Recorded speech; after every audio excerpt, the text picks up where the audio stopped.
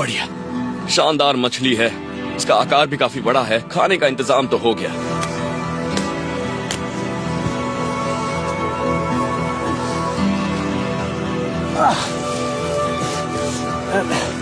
ये मछलियां बहुत चिकनी होती हैं, लेकिन अगर आप इसकी गिल्स में अपनी उंगलियां फंसा ले तो ये हाथ से निकलेगी नहीं। और फिर आप इसे थोड़ा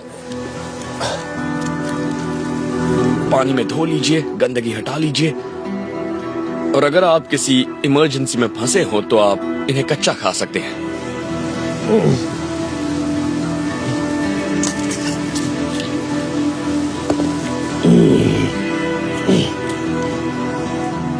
तो ये है इसकी आंखें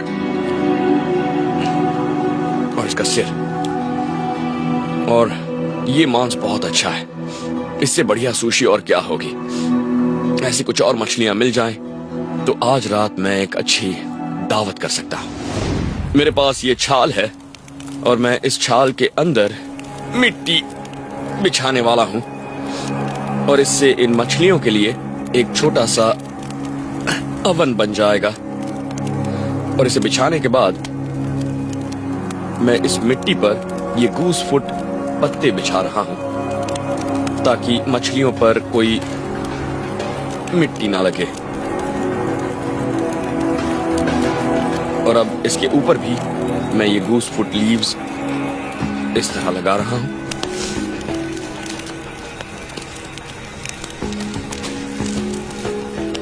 और इन पत्तों के ऊपर मैं थोड़ी और मिट्टी लगा रहा हूं।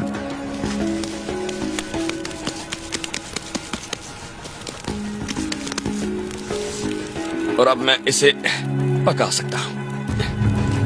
मुझे यह भी देखना होगा कि इसका ऊपरी हिस्सा अच्छी तरह से पक जाए, तो उस पर मैं घास फूस रख रहा हूं। इसे पकने में करीब 20 मिनट लगेंगे। तो अब ये मछलियां पक रही हैं और इसी दौरान मैं बची हुई जो ये मछलियां हैं जिन्हें मैं खाने नहीं वाला, उन्हें मैं डिब्बे में रख रहा हूं। और इसकी आंच जो है उसे मैं आग में जला देता हूं। तो जो भी मछलियां मैं नहीं खाने वाला, मैं उन्हें सोते वक्त कैंप में नहीं छोड़ना चाहता। तो मैं एक रस्सी के साथ एक पत्थर बांध रहा हूं, ये देखिए। और इसके बाद मैं नदी की तरफ जाऊंगा। वहां पर एक बड़ा सा पेड़ है, वहां मैं पत्थर को डाली के ऊपर से फेंकूंगा जिससे मछलियां ऊपर सुरक्षित लटकी रहेंगी। ग्रिजली खाने की खोज में लंबी दूरियां तय करते हैं और रोज करीब 35,000 कैलोरीज खाते हैं। मैं नहीं चाहूंगा कि कोई भूखा भालू मेरे कैंप के करीब आ जाए। मैं इस खाने को अपने कैंप से कम 100 मीटर की दूरी पर रख रहा हूं। क्या बात है, ये तो पहली बार में ही हो गया। अब बस एक काम करना है। मैं रस्सी को ऐसे खींचूंगा और ये उन मछलियों को भालू से सुरक्षित रखेगा और मैं बाद में इसे खा सकता हूं। ठीक है, तो ये मछलियां पक चुकी होंगी अच्छी तरह से। मैं इसे रोल कर लेता हूं। ये देखिए, मछली की आंख का सफेद वाला हिस्सा बाहर नहीं निकला, मतलब ये बढ़िया पकी है। और मैं इसकी चमड़ी हटा देता हूं तो आप देख सकते हैं सफेद मांस। और मुझे यकीन है कि ये बहुत लजीज होगा। मेरा दूसरा दिन अब खत्म हो रहा है और हालात कुछ ऊपर नीचे रहे। नदी का मिलना बहुत फायदेमंद रहा, लेकिन बुरी खबर यह है कि नदियां ग्रिजली भालुओं की शिकार की पसंदीदा जगह होती हैं।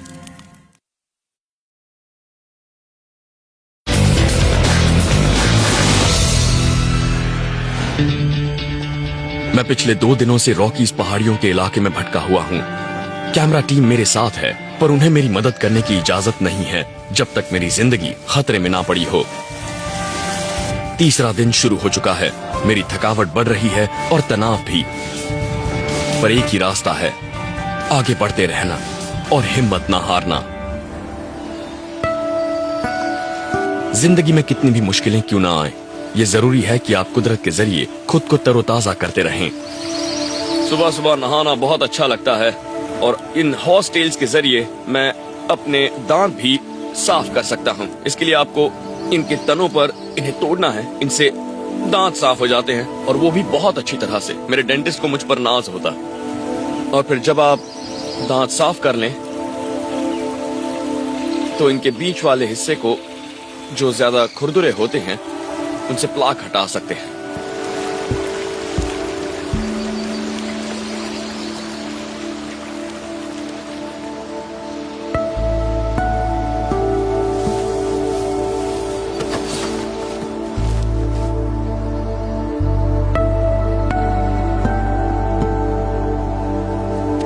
जब मैं 21 साल का था तो एक बार पैराशूट से कूदते हुए हादसा हो गया था।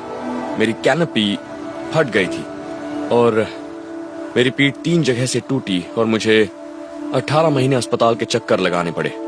वो ऐसा वक्त था जब मुझे लगता था कि पता नहीं मैं उन सब कामों को कर पाऊंगा या नहीं जो मैं करता आ रहा हूँ। मैं पहाड़ों पर चढ़ूंगा या नहीं, पैराशूट से कूद पाऊंगा या नहीं। लेकिन अब उन सब कामों को फिर से करते हुए मुझे अच्छा लग रहा है, क्योंकि वो सारे काम मुझे बहुत पसंद हैं।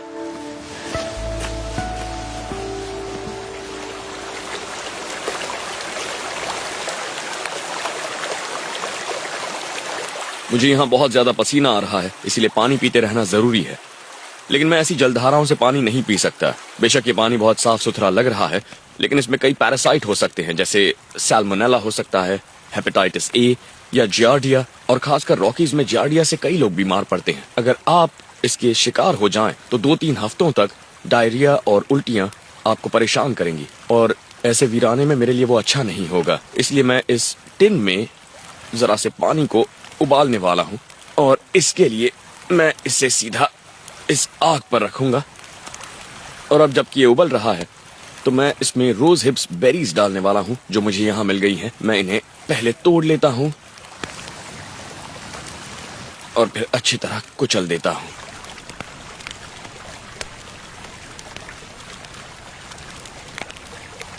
अब बस आराम से बैठकर मैं नजारे का मजा लूंगा, और 15 मिनट बाद मुझे एक प्याला बढ़िया सी चाय मिल जाएगी।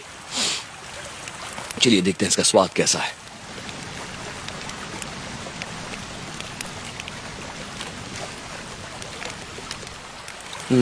इसका स्वाद वैसा है जैसे कच्ची स्ट्रॉबेरीज हो, लेकिन ये यकीनन जियार्डिया से तो बेहतर है।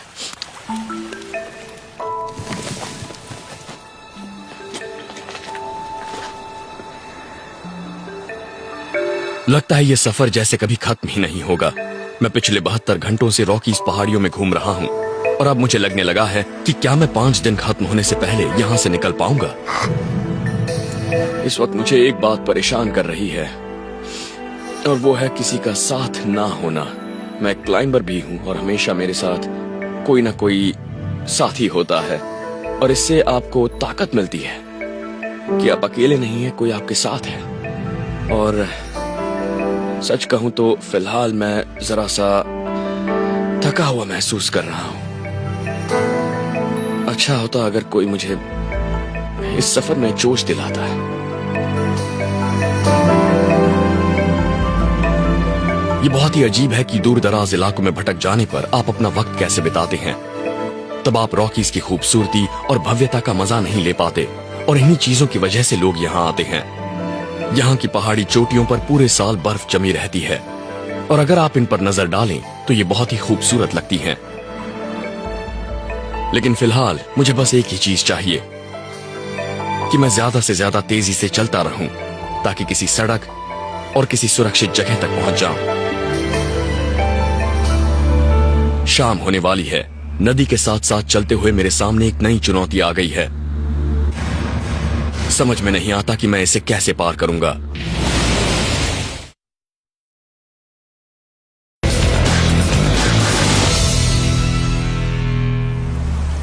अब मैं एक ऐसी जगह पहुंच गया हूं जहां से मैं अपने सफर की दिशा में और आगे नहीं जा सकता हूं। आप देख सकते हैं नीचे एक बड़ी नदी है, और इसके दोनों तरफ खड़ी चट्टानें हैं। बस मैं इतना कर सकता हूं कि इस नदी की मदद लेकर उस दिशा में तेजी से सफर करूं जहां मैं जाना चाहता हूं। पैदल चलने के मुकाबले तो काफी तेजी से आगे बढ़ जाऊंगा।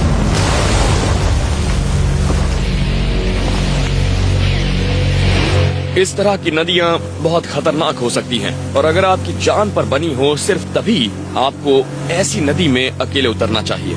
पर इस बात की पूरी गुंजाइश है कि ये नदी मुझे इंसानी बस्ती तक लेकर जा सकती है। तो मैं फिलहाल अपने